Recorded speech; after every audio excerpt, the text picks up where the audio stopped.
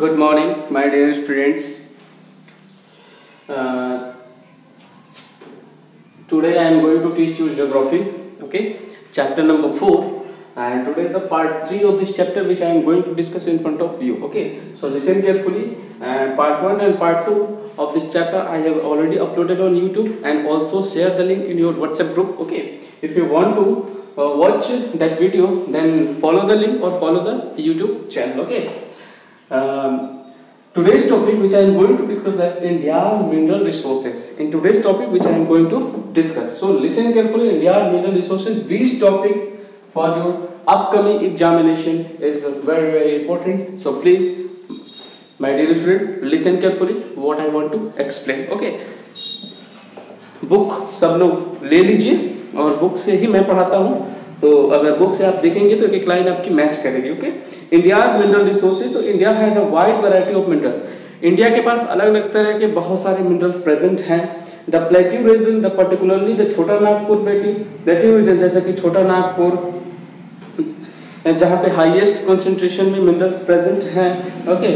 उसी तरह अब देखिए, सबसे पहला मोस्ट इंपॉर्टेंट जो मिनरल है वो आता है आयरन ओर. आयरन ओर हमारे कौन कौन से स्टेट में मिलता है ये हमें जानना जरूरी है, और आयरन ओर कहाँ कहाँ यूज होता है ये हमें जानना जरूरी है. तो iron ore is the most important metallic mineral. Iron ore is the most important metallic mineral which we will use, which we use in manufacturing of steel and many more things. Okay.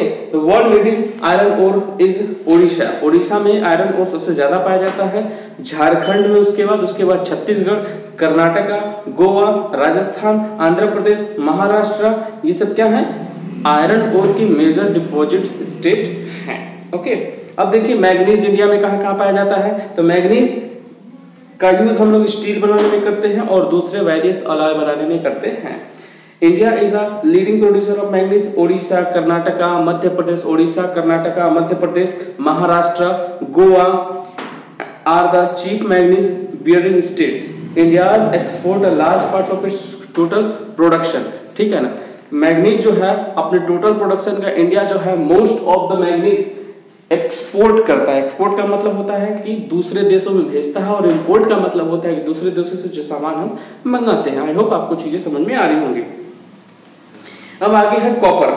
ठीक है. उससे पहले discuss करते हैं bauxite. तो bauxite से हम लोग एल्यूमिनियम मेटल को एक्सट्रैक्ट करते हैं. एल्यूमिनियम जो है वो बहुत हल्का मेटल है. इसका यूज एरोप्लेन बनाने में, ऑटोमोबाइल्स बनाने में, इलेक्ट्रिक वायर्स बनाने में, यूटेंसिल्स बनाने में, पेंट्स बनाने में, होस्ट ऑफ अदर थिंग्स बनाने में. इंडिया का जो लार्ज बॉक्साइट लीडिंग स्टेट्स है वो है ओडिशा, आंध्र प्रदेश, तेलंगाना, गुजरात, छत्तीसगढ़, मध्य प्रदेश, झारखंड, महाराष्ट्र. ये सब बॉक्साइट का प्रोडक्शन करते हैं. अब इसी तरह कॉपर है, गोल्ड है, ठीक है ना, माइका है, लाइमस्टोन है, सॉल्ट है. तो इसे आप अपनी बुक से अच्छे से देख लेंगे. ठीक है ना. इसे मैं बताऊंगा, मैं भी वही बताऊंगा जो बुक में दिया है. ठीक है. तो इसे आप बुक से देख लेंगे. अगला टॉपिक में चलता हूँ कि energy resources. The next one topic which I am going to discuss is energy resources. Okay.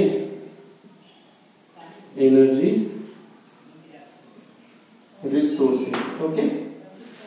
Question answer of this chapter I have already completed. Okay, and send it in the group. Okay. Book पे मैंने टिक करके उसकी pics को लेकर के मैंने group में send कर दिया. तो अगर आप नहीं लिखोगे तो उस पीडीएफ को आप ले लेंगे और उसको लिख देंगे. ओके. सो चलते हैं अगले टॉपिक पे, जिसका नाम है क्या, energy resources. Energy resources are resources which give us energy that can be used to cook food.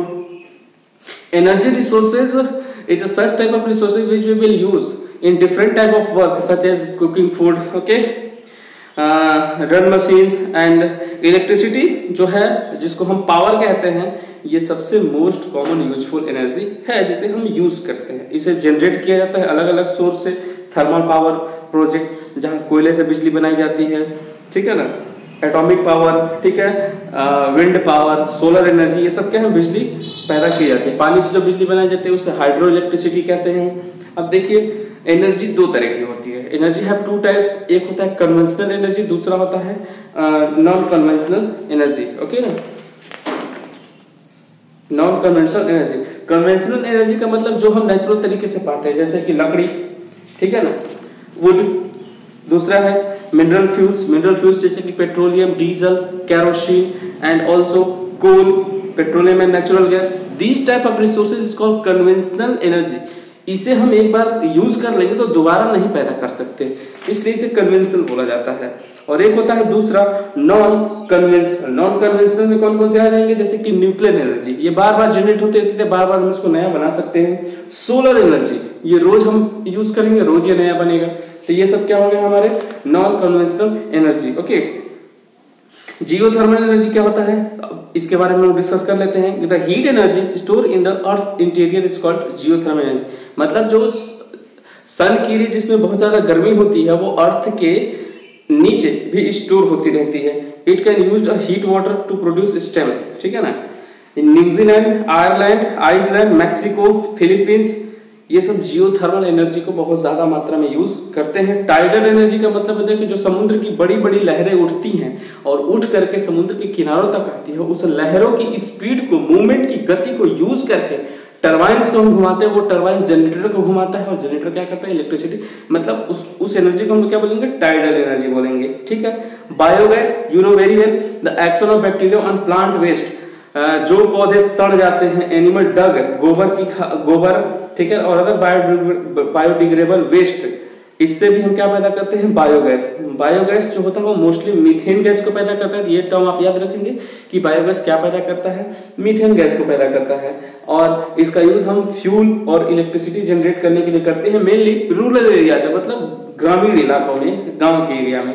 अब एनर्जी और मिनरल को हम बचाएंगे कैसे, तो बहुत सारे तरीके हैं। यूजिंग इम्प्रूव्ड माइनिंग टेक्नोलॉजी, हम ऐसी टेक्नोलॉजी को इम्प्रूव करें जिससे कम रिसोर्स का यूज करके हम ज्यादा एनर्जी पा सके। मिनिमाइज करें वेस्ट को, जुडिशियस एंड सेलेक्टिव माइनिंग, बहुत कम माइनिंग करें। रिसाइकलिंग मेटलिक मिनरल्स, जो मेटलिक मिनरल्स है उसे हम ज्यादा से ज्यादा रिसाइकल करके यूज करें, जैसे कि आयरन, टिन, एल्यूमिनियम, इसको हम रिसाइकल करके बार बार यूज कर सकते हैं, ठीक है ना। सस्ते चीजों को ज्यादा यूज करें, ठीक है। In unacceptable resources of power instead of resources, okay, ये सब चीजें हैं। तो आज ये चैप्टर आपका खत्म हुआ।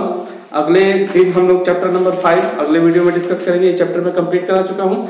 चैप्टर 5 सबसे पहले मैं पढ़ाऊंगा एग्रीकल्चर, उसके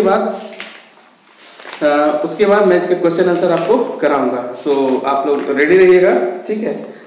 तो आज की क्लास के लिए बहुत बहुत धन्यवाद आपका हमारे साथ जुड़ने के लिए। हमारे चैनल को लाइक कीजिए, शेयर कीजिए, सब्सक्राइब कीजिए, ठीक है। बहुत बहुत धन्यवाद आपका हमारे साथ जुड़ने के लिए। Thank you so much.